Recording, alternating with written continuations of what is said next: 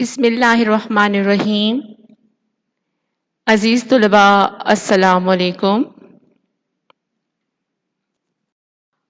اللہ تعالیٰ سے امید ہے کہ آپ اللہ تعالیٰ کے فضل و کرم سے خیر و عافیت میں ہوں گے اور اپنا مطالعہ گھر میں جاری رکھے ہوئے ہوں گے۔ آج ہماری جماعت 11ویں کے حوالے سے پہلا لیکچر، پہلی ویڈیو ہے جو کہ ہم پڑھنے جا رہے ہیں اردو ہمارے مضمون میں آنے والے ہمارا پہلا سبق، جس کا نام ہے اپنی مدد آپ۔ ہماری اردو کتاب میں ہمارا پہلا سبق اپنی مدد آپ ایک اصلاحی مضمون ہے۔ یہ اصلاحی مضمون سر سید احمد خان کا تحریر کردہ ہے، جس کا آج ہم اس ویڈیو میں مطالعہ کریں گے، جو کہ صفحہ نمبر 1 تا 4 تک ہے۔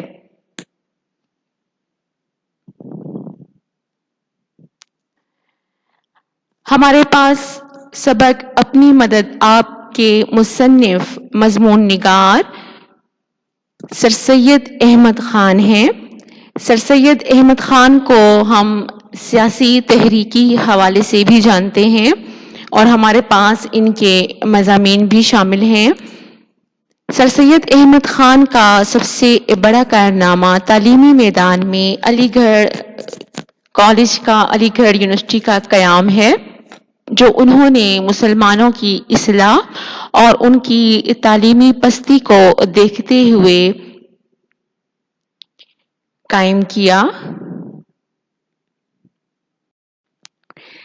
سر سید احمد خان کا تعارف آپ کی کتاب کے صفحہ نمبر 1 پر موجود ہے۔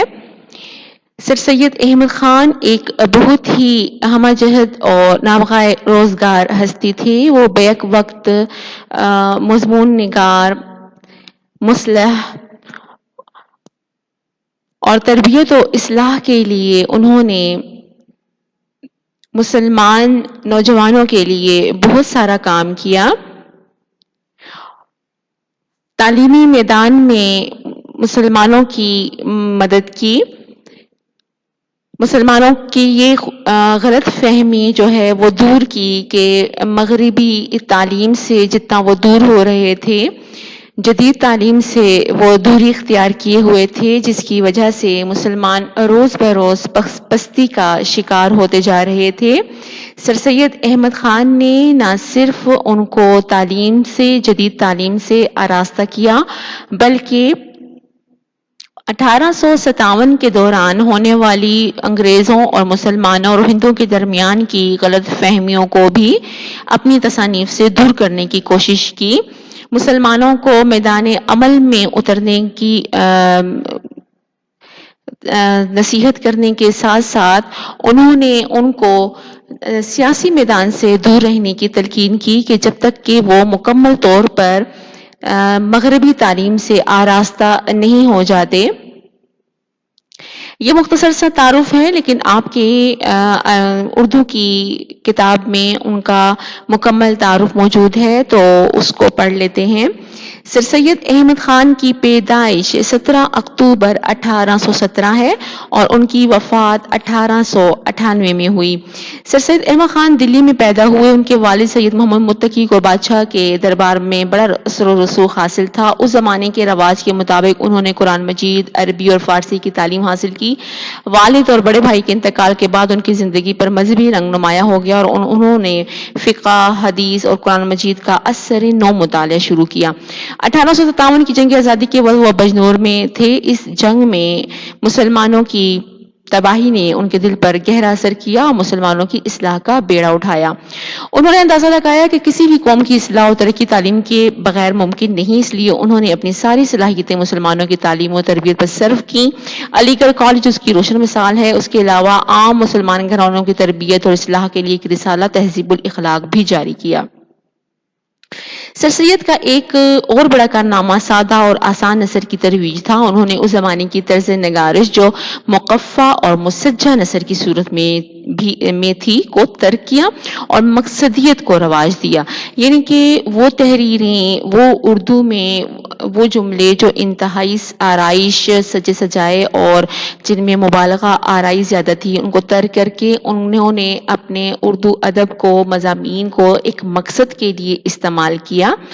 مسلمان معاشرے میں اصلاح کے لیے انہوں نے اپنی تحریر کو استعمال کیا. دراصل وہ ادب برائے ادب کے قائل نہ تھے، بلکہ انہوں نے ادب کو اصلاح کا ذریعہ بنایا. ان کی تحریر میں بڑا تنوع تھا. انہوں نے مذہب، سیاست، تاریخ، ادب، فلسفہ، منطق، ہر موضوع پر طب آزمائی کی. سر سید کا اردو ادب پر بڑا احسان ہے کہ وہ زبان جو پہلے فقط حسن و عشق و تخیلاتی دنیا تک محدود تھی، حقیقت نگاری اور اصلاح کے لیے استعمال ہونے لگی. یعنی کہ اردو ادب میں جو بیشتر جو پہلے ذخیرہ ہمارے پاس موجود تھا وہ ایک تخیلاتی، افسانوی چیزوں سے بھرا ہوا تھا. لیکن سر سید احمد خان نے پہلا کارنامہ تو یہ کہ انہوں نے اردو کو ایک آسان اور سلیس زبان دی جو کہ ہر عام و خاص تک پہنچے. ان کا اکثر ان کے بارے میں کہا جاتا ہے کہ انہوں نے کہا کہ ایسی نثر ہو، ایسی بات ہو جو دل سے نکلے اور دل پر اثر کرے جا کر. تو اس وجہ سے انہوں نے عام عوام کے لیے آسان اور سلیس مضامین میں لکھنا شروع کیا. اور اس کے علاوہ انہوں نے حسن و عشق و تخیلاتی دنیا کو چھوڑ کر اپنی تحریر کو ایک خاص مقصد کے لیے، معاشرے کے اصلاح کے طور پر انہوں نے استعمال کیا. ان کی چیدہ جو خاص تصانیف ہیں وہ دیکھ لیتے ہیں. تہذیب الاخلاق، مقالات سر سید، اسباب بغاوت ہند اور آثار السنادید وغیرہ. اور یہاں ان کی تصانیف دی گئی ہیں: آثار السنادید، اسباب بغاوت ہند، خطبات احمدیہ اور مقالات سر سید وغیرہ. اسی طرح جس طرح کہ انہوں نے نوجوانوں کے معاشرے کے اصلاح کے لیے کام کیا، اس کے علاوہ جو مغربی اقوام میں جو اسلام سے متعلقہ جو غلط فہمیاں تھیں، حضور اکرم صلی اللہ علیہ وآلہ وسلم کی ذات مبارکہ کے متعلق جو ابہام پایا جاتا تھا، جو شک و شبہ پایا جاتا تھا، اس کو بھی اپنی تصانیف سے انہوں نے دور کرنے کی کوشش کی.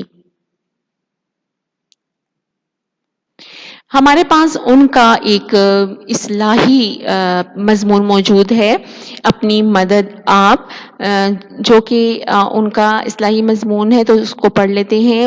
آپ کے اردو کتاب کے صفحہ نمبر 2 پر موجود ہے. خدا ان کی مدد کرتا ہے جو آپ اپنی مدد کرتے ہیں. یہ ایک نہایت عمدہ اور آزمودہ مقولہ ہے. اس چھوٹے سے فکرے میں انسانوں کا اور قوموں کا اور نسلوں کا تجربہ جمع ہے. ایک شخص میں اپنی مدد کرنے کا جوش اس کی سچی ترقی کی بنیاد ہے، اور جبکہ یہ جوش بہت سے شخصوں میں پایا جاوے تو وہ قومی ترقی اور قومی طاقت اور قومی مضبوطی کی جڑ ہے. جبکہ کسی شخص کے لیے یا کسی گروہ کے لیے کوئی دوسرا کچھ کرتا ہے تو اس شخص میں سے یا اس گروہ میں سے وہ جوش اپنی آپ مدد کرنے کا کم ہو جاتا ہے، اور ضرورت اپنی آپ مدد کرنے کی اس کے دل سے مٹتی جاتی ہے. اور اسی کے ساتھ غیرت جو ایک نہایت عمدہ قوت انسان میں ہے، اور اسی کے ساتھ عزت جو اصلی چمک دمک انسان کی ہے، از خود جاتی رہتی ہے. اور جبکہ ایک قوم کا یہ حال ہو تو ساری قوم دوسری قوموں کی آنکھ میں ذلیل اور بے عزت ہو جاتی ہے. یہاں پر جیسا کہ ہم جانتے ہیں کہ جس زمانے میں وہ اپنی مضامین لکھ رہے تھے، اس زمانے میں مسلمان انتہائی پستی کا شکار تھے، غفلت میں ڈوبے ہوئے تھے، صرف اپنے اسلاف اور آباء و اجداد کی تاریخ کو دیکھ رہے تھے، لیکن خود عمل میں ان کا کوئی ایسا عمل میں نہیں تھے، سرگرم خود نہیں تھے. تو لہٰذا سر سید احمد خان نے بہت خوبصورت انداز سے ایک مقولہ سے شروع کیا ہے، ایک جملہ کہ خدا ان کی مدد کرتا ہے جو آپ اپنی مدد کرتے ہیں.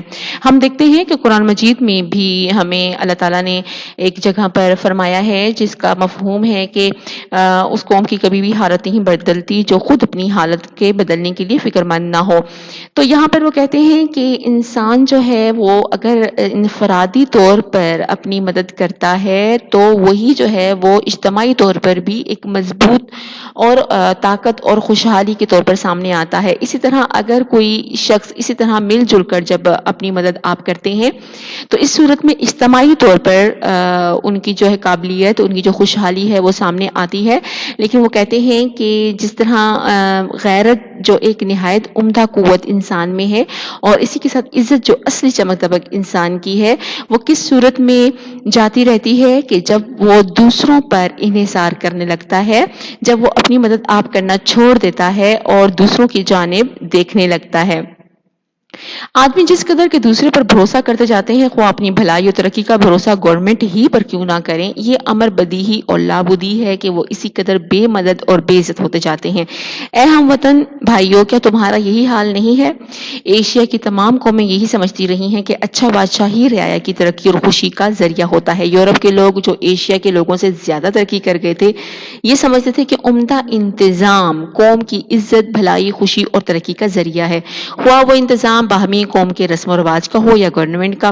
اور یہی سبب ہے کہ یورپ کے لوگ قانون بنانے والی مجلسوں کو بہت بڑا ذریعہ انسان کی ترقی و بہبودی کا خیال کر کے ان کا درجہ سب سے اعلیٰ اور نہایت بیش بہا سمجھتے تھے، مگر حقیقت میں یہ سب خیال غلط ہے. سر سید احمد خان کہتے ہیں کہ انسان جتنا بھروسہ دوسروں پر کرتا ہے، خواہ وہ اپنی بھلائی و ترقی کا ہی کیوں نہ ہو، اور اسی اپنی گورنمنٹ پر کیوں نہ ہو جس کو اس نے خود منتخب کیا ہے، یعنی کہ ایک انسان جب اس گورنمنٹ پر، اس حکومت پر بھروسہ کرتا ہے کہ وہ آ کر ان کے حالات کو بہتر کریں گے، حالانکہ وہ گورنمنٹ انہوں نے خود ہی منتخب کیوں نہ کی ہو، تو یہ انتہائی جو ہے معیوب بات ہے. کیونکہ انسان جب تک خود اپنی حالت نہیں بدلے گا، کوئی گورنمنٹ، کوئی بیرونی طاقت آ کر اس کو نہیں بدل سکتی، اس کے حالات نہیں سنوار سکتی، اور نہ اس کو ترقی کی راہ پر گامزن کر سکتی ہے. جی اگلے صفحے پر چلتے ہیں. صفحہ نمبر 3 پر سر سید احمد خان کیا کہہ رہے ہیں دیکھ لیتے ہیں. نہایت ٹھیک بات ہے کہ گورنمنٹ عموماً ان لوگوں کا جن پر وہ حکومت کرتی ہے عکس ہوتی ہے. جو رنگ ان کا ہوتا ہے اسی کا عکس گورنمنٹ میں پایا جاتا ہے. جو گورنمنٹ اپنی رعایا سے تہذیب و شائستگی میں آگے بڑھی ہوئی ہے، رعایا اس کو زبردستی پیچھے سے کھینچ لاتی ہے، اور جو گورنمنٹ اپنی رعایا سے کمتر اور شائستگی میں پیچھے ہوتی ہے، وہ ترقی کی دوڑ میں رعایا کے ساتھ آگے کھینچ جاتی ہے. یہ ایک نیچر کا قاعدہ ہے کہ جیسا مجموعہ قوم کی چال چلن کا ہوتا ہے، یقیناً اسی کے موافق اس کے قانون اور اسی کے مناسب حال گورنمنٹ ہوتی ہے. جس طرح کہ پانی خود اپنی 5 سال میں آ جاتا ہے، اسی طرح عمدہ رعایا پر عمدہ حکومت ہوتی ہے، اور جاہل و خراب و نا تربیت یافتہ رعایا پر ویسی ہی اکھڑ حکومت کرنی پڑتی ہے.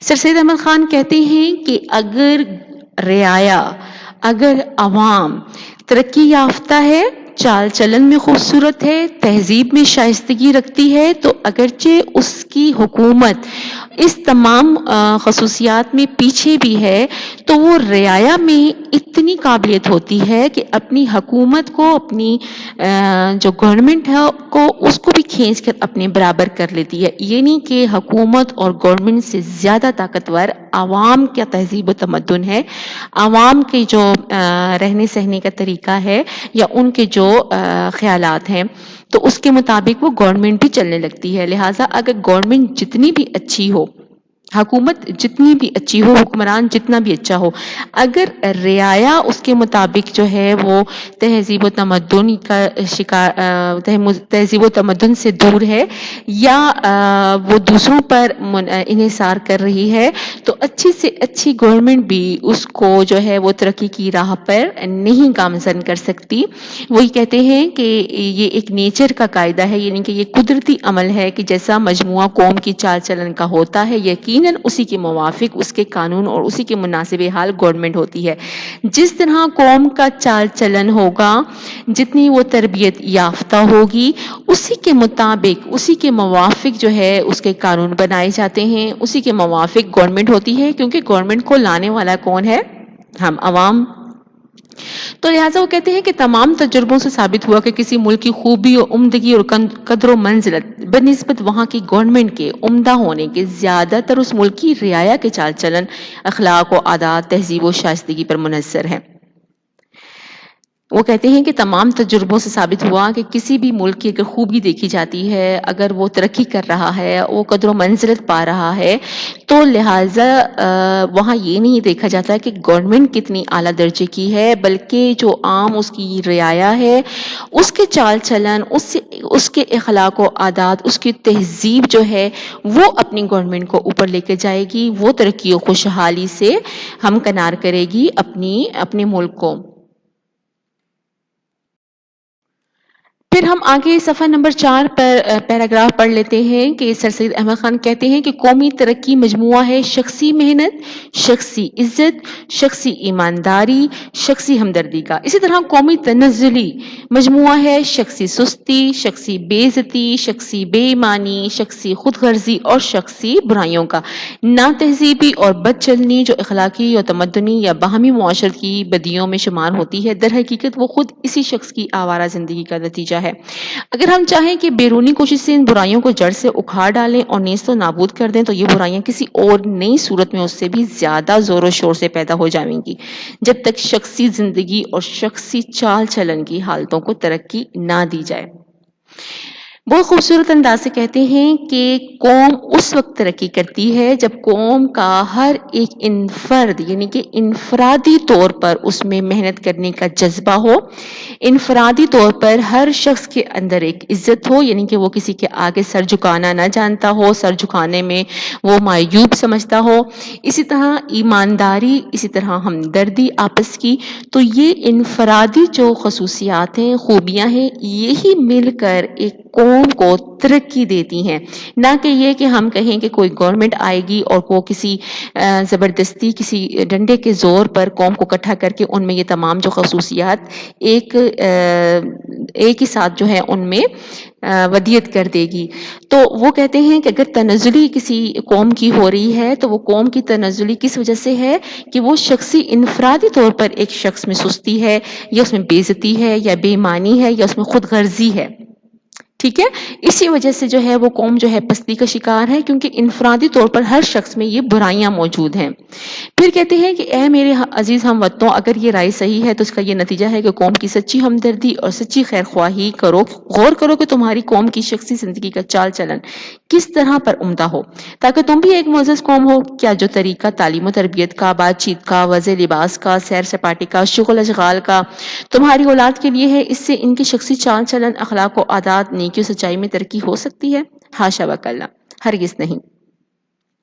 جبکہ ہر شخص اور کل قوم خود اپنی اندرونی حالتوں سے آپ اپنی اصلاح کر سکتی ہے، تو اس بات کی امید پر بیٹھے رہنا کہ بیرونی زور انسانوں کی یا قوم کی اصلاح و ترقی کرے، کس قدر افسوس۔ یعنی کہ پہلے بھی انہوں نے کہا ہے کہ اگر ہم یہ چیز سوچ کے بیٹھ جائیں، ہاتھ پر ہاتھ دھرے بیٹھ جائیں کہ کوئی بیرونی کوشش، کوئی بیرونی طاقت، کوئی باہر سے آ کر ہمارے حالات کو سنوار دے گا، تو بے شک اس وقت تو وہ چیز قابو میں آ جائے گی، وہ برائی جو ہے وہ ختم بظاہر نظر آئے گی، لیکن وہ جڑ سے ختم نہیں ہوگی، وہ کسی نہ کسی صورت سے کہیں اور حالت میں وہ آشکارا ہو جاتی ہے۔ پھر وہ کہتے ہیں کس قدر افسوس بلکہ نادانی کی بات ہے، وہ شخص در حقیقت غلام نہیں ہے جس کو ایک خدا نہ ترس نے، جو اس کا ظالم آقا کہلایا جاتا ہے، خرید لیا ہے، یا ایک ظالم اور خود مختار بادشاہ یا گورنمنٹ کی بریت ہے، بلکہ در حقیقت وہ شخص اصل غلام ہے جو بد اخلاقی، خود غرضی، جہالت اور شرارت کا متی اور اپنی خود غرضی کی غلامی میں مبتلا اور قومی ہمدردی سے بے پرواہ ہے۔ وہ قومیں جو اس طرح دل میں غلام ہیں، وہ بیرونی زوروں سے یعنی عمدہ گورنمنٹ یا عمدہ قومی انتظام سے آزاد نہیں ہو سکتی جب تک کہ غلامی کی یہ دلی حالت دور نہ ہو۔ کہتے ہیں کہ در حقیقت غلام وہ نہیں ہے کہ جس کو کسی انسان نے اس کو زبردستی اپنا آقا بنا لیا ہو، بلکہ اصل میں غلام وہ ہے جو بد اخلاق ہے، خود غرض ہے، جہالت اور شرارت کا جو ہے وہ پیروکار ہے، اور اپنی خود غرضی میں ہی وہ غلامی میں مبتلا ہے۔ اس کو کوئی پرواہ نہیں ہے قومی ہمدردی کی یا آس پاس کے لوگوں میں